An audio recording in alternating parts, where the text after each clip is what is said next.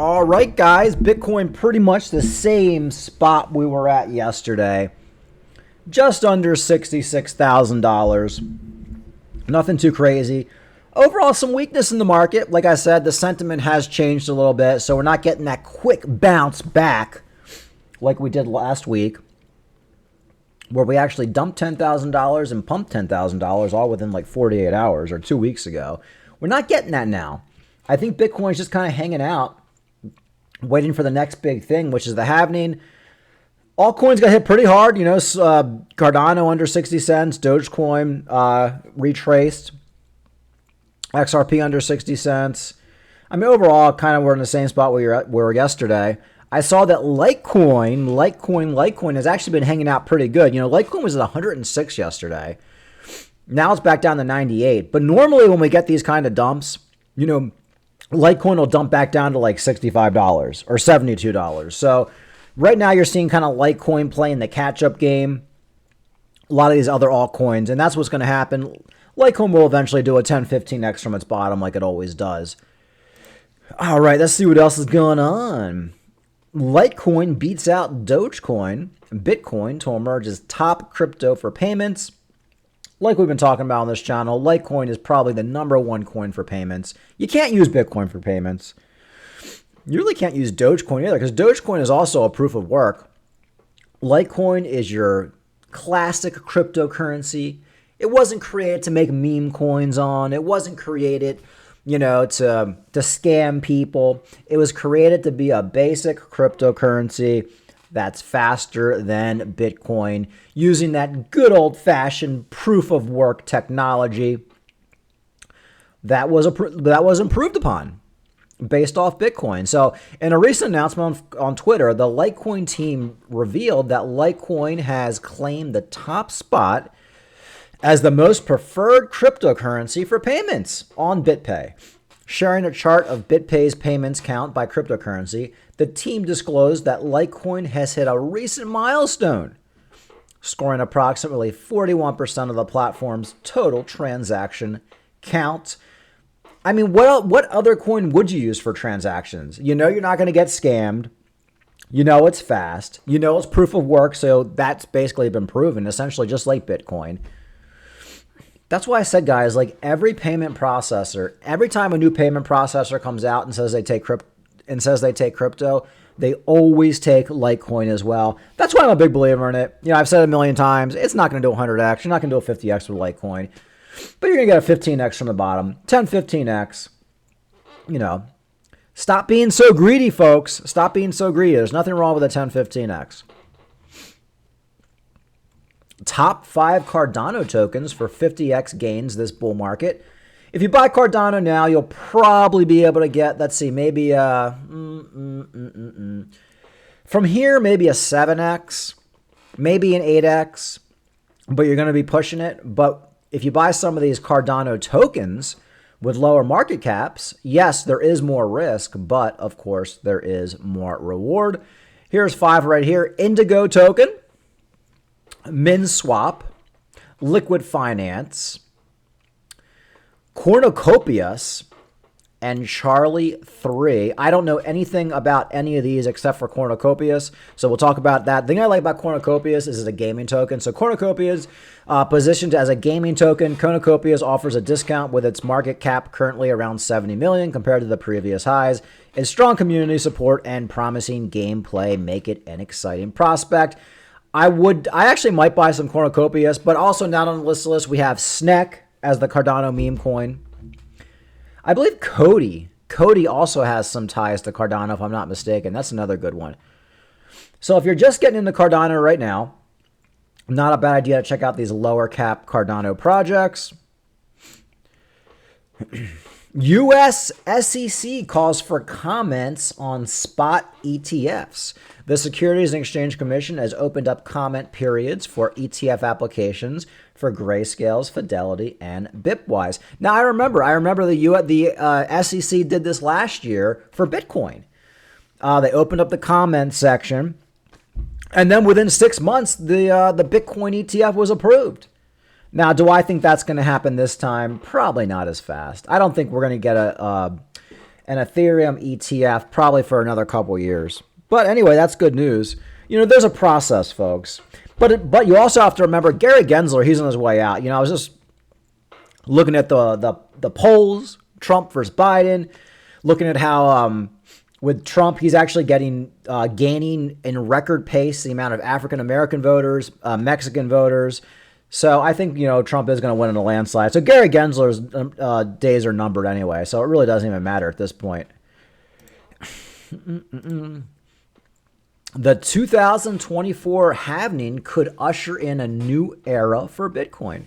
The upcoming halving brings forth novel dynamics that could reshape prevailing narratives around Bitcoin economics. The fourth Bitcoin halving event expected to fall around April 19th. God, we're April 3rd right now, guys. We're April 3rd.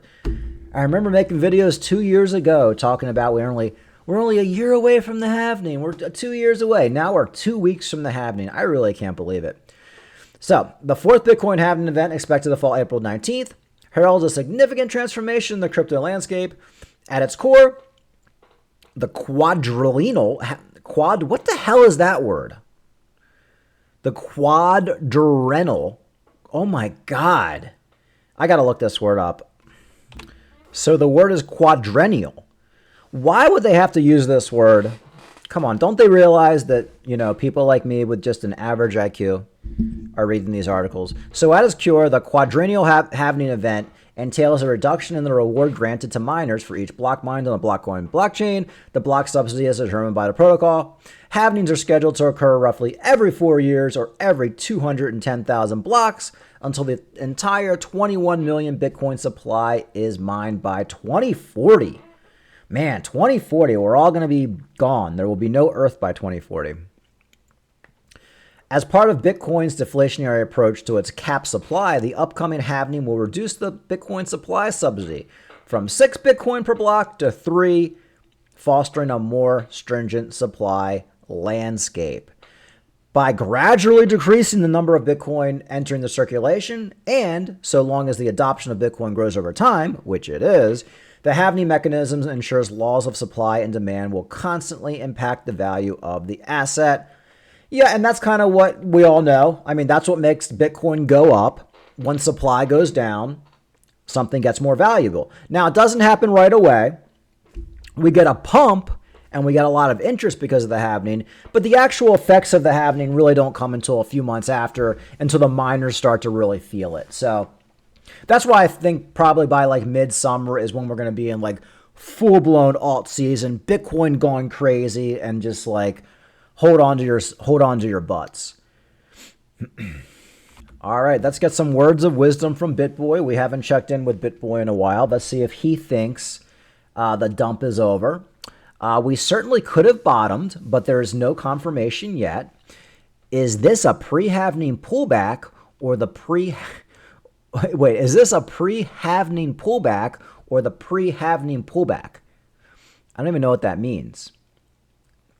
This is the question. Okay, well, that was a bunch of mumbo jumbo. What do I think? I have no freaking idea. I mean, I am noticing a weakness right now in the market. The sentiment has changed. I actually noticed there's some negative CNBC articles as well, or just not as positive.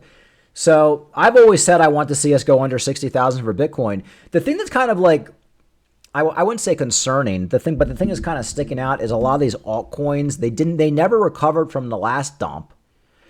So Bitcoin made its way back up, dumped, and a lot of these altcoins didn't recover. So now they're getting hit again. It's like a double whammy on these altcoins. So these altcoins are getting hit pretty hard. So we're kind of back in that situation where Bitcoin's kind of like the top dog. And that's usually what happens when sentiment kind of turns a little bit and people see some fear. So I do feel a little bit of fear in the market. And I've been saying this for the last month. I think we're going to be extremely volatile going into the halving. So I would personally, I'd like to see an under $60,000 Bitcoin. I think that's going to scare away a lot of people. But this big altcoin dump we're in right now, and a lot of the meme coins have dumped, even if Bitcoin goes back down to like 61,000, 62,000, a lot of these alts are really going to get hurt even more. And that could actually just scare people out. So maybe back down to 62, 61, 60 might be enough. But for all I know, we've already hit bottom and we're going to make our way up from here. Somebody asked on my comments if I had actually bought some more Cardano. I did buy a little bit more Cardano last night. Not much. I'm actually looking to buy another rental property, and that's going to be a cash buy. So I'm not trying to spend too much money on crypto right now.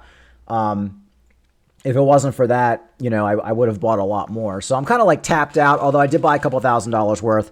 But that's the most I'm going to do right now. And I have plenty of Cardano and plenty of cryptocurrency. Right now, I'm really just kind of in the wait. I really am. I've accomplished all of my crypto accumulation goals over the last year and a half. Like, I'm so happy with the amount of Theta I have, Cardano, Litecoin. I don't even know what I have anymore, guys. You guys know better than me. Vulcan Forage, everything. And, I'm just kind of waiting right now to cash out. And it really is kind of a weird spot, but that's all I'm doing. Like, all I have to do is just not touch anything, give it like 4 or 5 more months and cash out. And I know that sounds kind of boring. And to be honest with you, I am more in a boring phase right now. I was actually far more interested in crypto last year or a year and a half ago when everything was dumping, because I actually had a goal of accumulating. Like, every time Cardano would go down, I'm like, okay, I got to buy some. Every time Theta would go down like under $1, I'd be picking some up. So it actually kept me interested. But now I like have all the coins I want to have. I've already cashed out on my MicroStrategy stock, which, if I had held it, I could have made a couple $1,000 more. But I've cashed out of that. That's back in my savings account, right? Ready to buy another rental property. So right now my mind's kind of focused on like rental property. In fact, I actually might start doing crypto and rental property stuff. I'm actually looking to buy a rental property. I had one in Baltimore or in Towson, which turned into a hood. So now I'm looking to go more rural, Hanover, Pennsylvania, which is like 40 minutes from me. You don't have to deal with any of the hood rats of Baltimore City. And it's a lot cheaper. So I might document that process as far as acquiring a rental property and renting it out and stuff like that. So right now I'm just kind of chilling out, guys. I'm kind of waiting to see what happens. Oh, I also saw this article. I've been talking about this for the last couple months. There's no way the Fed can lower interest rates, because if they do, the entire market's going to crash. And I've said if they do it, if they do it, I hope they don't do it until after we all cash out of crypto, because it's going to be like, I don't know, guys. Like, I feel like a lot of rich people just don't see it. I guess because I'm like more of like a middle class guy.